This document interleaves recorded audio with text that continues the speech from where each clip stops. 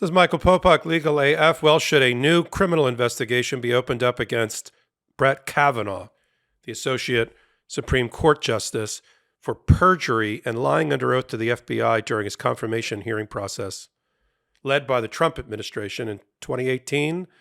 Well, that's the question. A new documentary, Bombshell, under wraps, we didn't even know they were producing it, that was just premiered at Sundance Festival, asks. This documentary was created by filmmaker Doug Lyman. His father, Arthur Lyman, you may know, was the chief prosecutor in the Iran-Contra scandal. Went after Oliver North and all of that. Very famous litigator, lion of the New York bar, and this is his son. Doug, whose claim to fame before this, frankly, was not in documentaries, but rather was in making, movies that we kind of liked and that we thought they were cool, like Swingers and other movies like that. But now he's focused on creating a documentary about the 4,500 FBI tips that came in after the testimony of Dr. Christina Blasey Ford, now of Stanford. You may remember that riveting, compelling, heartbreaking testimony of Dr. Ford against Kavanaugh, in which she said that in 1982, while they were both in high school, he sexually assaulted her. But there were other women that came forward that the FBI did not pursue. The Trump White House put a damper on and buried somewhere and didn't allow to see the light of day, including the testimony of Deborah Ramirez, a Yale student with Kavanaugh, the following year after Miss Ford says that she was attacked and horribly sexually assaulted by Kavanaugh. Miss Ramirez says that in 1983, the same Brett Kavanaugh, while they were both at Yale, I think the press puts it with a euphemism, exposed himself. What I've read and what the documentary reveals is that he unzipped his pants and put his genitalia in her face. Perfect. Just what you want for a right-wing Supreme Court justice that votes to rip away a woman's right to choose that was enshrined in our Constitution, a constitutional precedent for 50 years. You want him to be a D-bag who unzips his pants and pushes it in front of a person's face, a lady's face. That was known because she came forward publicly. Why don't we know it from the congressional testimony? Because she never testified. Because the Trump administration kept her out of the room. The Republicans in control of the Senate kept her as far away from the hearing room as possible.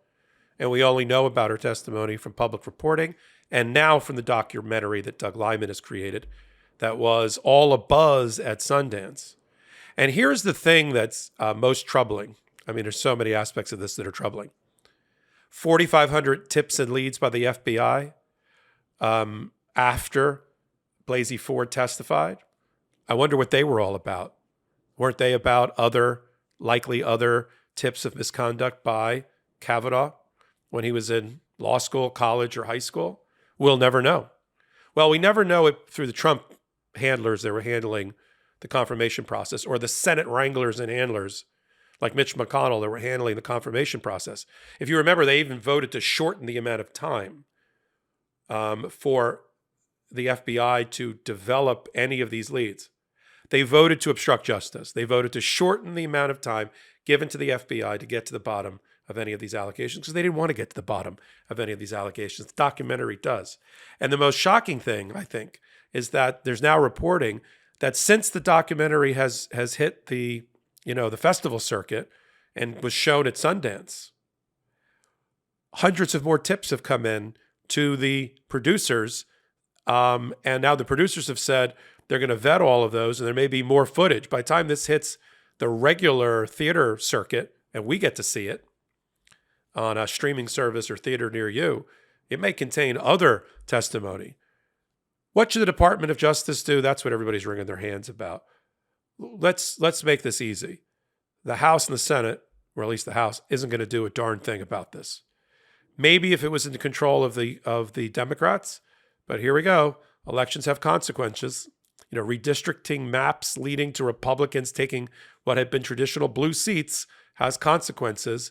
And even with the narrowest of majorities to rule, whether it's 1, 4 vote, 1 vote, 7 vote, whatever it is, McCarthy and the crazies and the right-wing MAGA and the rightest of the right-wing MAGA Gates, Boebert, Marjorie Taylor Greene, their new little brother, George Santos. He's like the frat little brother. He's their plus one for every vote they're going to take.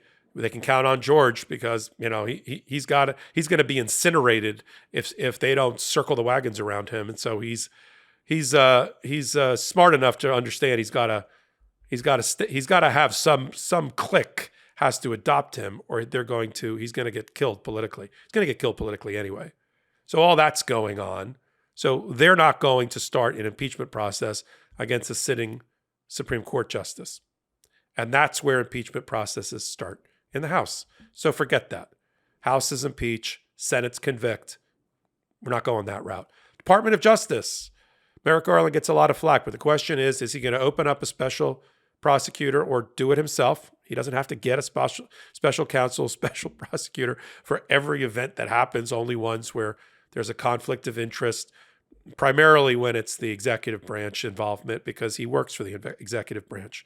But investigating the judicial branch, there's no conflict of interest, and therefore no need for special counsel. I'd be shocked if he, in reviewing the special counsel statute, which I'm sure somebody in his office is looking at, would conclude that he should have a special counsel. So it'll be Merrick Garland and some line prosecutor, some U.S. attorney for some office who has to make a decision, maybe in Washington, D.C., the U.S. attorney for D.C., whether they're going to open up a criminal investigation into whether Brett Kavanaugh lied under oath.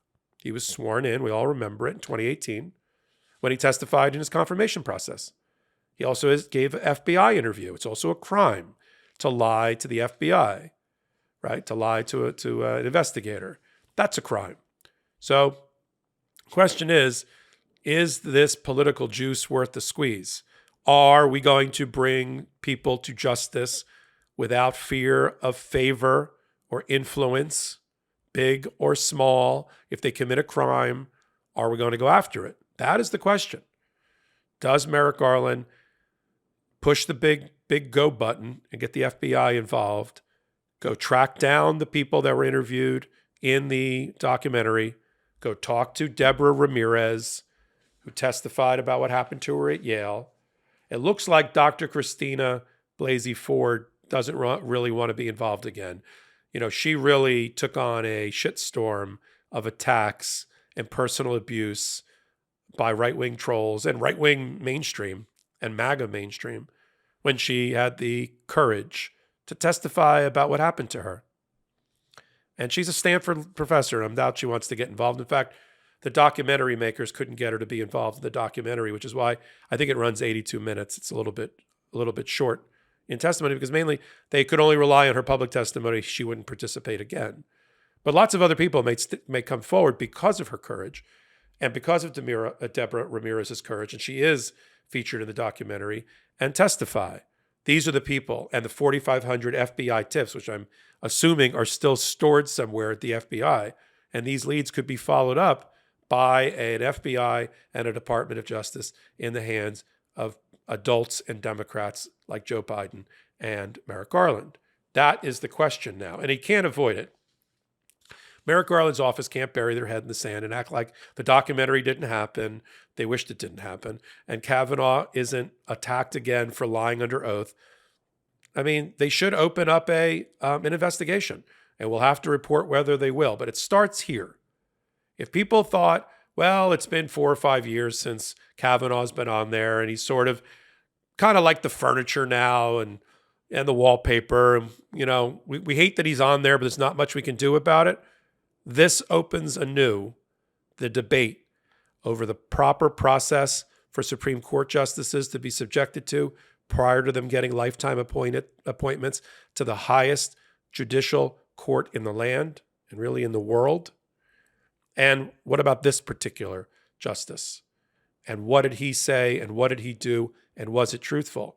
And there is some reporting in the documentary that Kavanaugh was worried about Ramirez, not because she was a liar, but because he knew what she was going to testify to about this unzipping his pants in front of her face, despicable act. And he tried to get other people around the person that had given the tip about Ramirez, because Ramirez wasn't the tipper. The tipper was a guy named Max Steyer, who was a mutual classmate of Kavanaugh and Ramirez, who led them to Deborah Ramirez. She eventually is, of course, the one with the political courage because she testified about what happened to her. But the tipper was this male student. And when Kavanaugh got wind of this, according to the documentary and Steyer, he started to campaign among mutual friends to get other people to say it either didn't happen or take an attack on Deborah Ramirez. Yeah, because he was worried about Deborah Ramirez for a very good reason.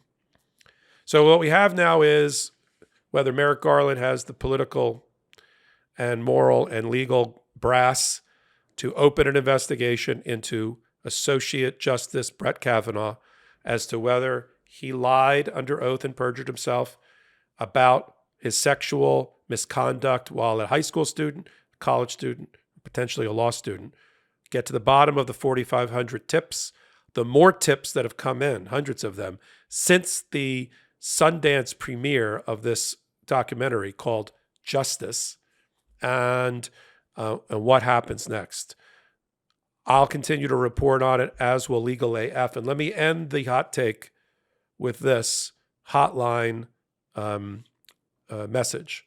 The National Sexual Assault Hotline is available 24/7 for confidential support to anyone who is involved in any way in sexual assault. You can reach them at 1-800-656-HOPE, HOPE, which is 4673. 1-800-656-4673, or you can do an anonymous, not an anonymous, but a confidential chat with them through RAINN, RAIN with two N's.org. This is Michael Popok, LegalAF reporting. Our blue wall stopped the red wave and election deniers got denied election. That's why we're celebrating with the new Democracy Prevails team. We've got lots of work to do, but we should all be proud that when democracy was tested, democracy prevailed. You've earned this. Don't wait. Get yours right now at store.MeidasTouch.com. That's store.MeidasTouch.com.